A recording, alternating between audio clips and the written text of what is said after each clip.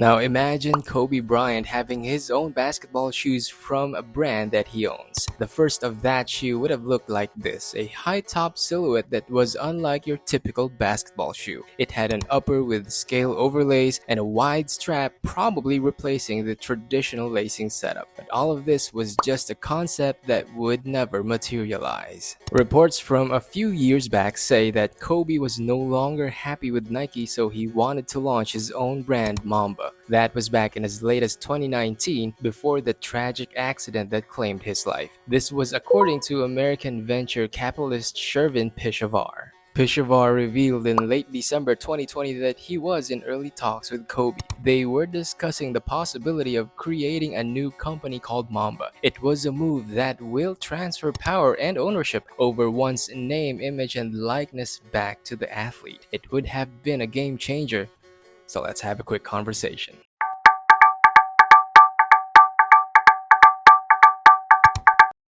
Kobe detached from Nike may be difficult for others to comprehend. After all, it was with Nike where Kobe's biggest sneaker legacy would be linked with. From the Kobe 1 to the Kobe AD lineup, Nike had multiple years and signature basketball shoe models associated with the Black Mamba. But historically, Kobe without Nike is not impossible. Before Nike, there was Adidas, and Kobe had his own lineup of signature shoes with the three stripes. Remember that there was also Kobe's sneaker free agency in 2003, where he wore shoes from other brands. He wore shoes from Reebok, N1, and Converse. And so life outside of Nike is not an alien concept for Kobe. He once was an outsider to the Swoosh, so there's no saying that he could have never done it after his NBA retirement. If Shervin Pishavar is telling the truth, Kobe would have been on the verge of making a significant dent on the prevailing paradigm in the basketball footwear industry.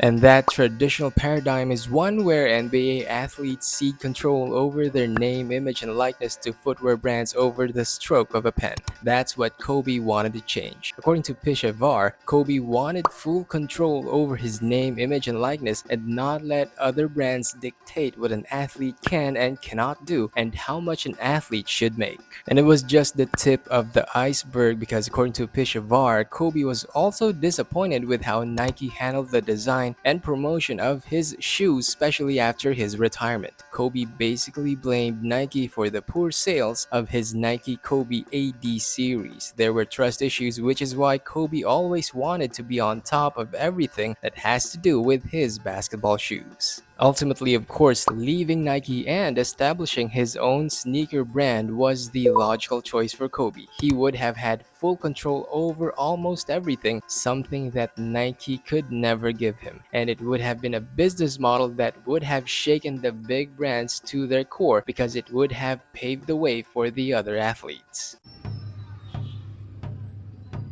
But I guess Kobe's vision didn't completely go in vain because, like it or not, Jaylen Brown took off where Kobe left. Jaylen established his own brand 741 Performance and has even launched his first signature basketball shoe, the 741 Rover. It's the first time an NBA athlete has done that, confirming that it can be done. Jaylen even says that what he did was taken precisely from Kobe's vision. Others might follow, but it will take a lot of money. This is why venture capitalists such as Pishavar are needed for that massive push because what Jaylen did is going to be a slow entry but a steady one nonetheless. It's the reason why Kobe was supposedly looking for options because he knew he didn't have the resources Nike had. Which is why Kobe's shoes are back with Nike. Kobe's contract with Nike ended in 2021. Kobe's estate through his wife Vanessa Bryant initially did not renew the contract, but in March 2022 they entered into a long-term deal to continue the protros of Kobe's iconic signature shoes. It's not clear how many years the contract runs, but Nike will continue its hold on Kobe's shoes for many years.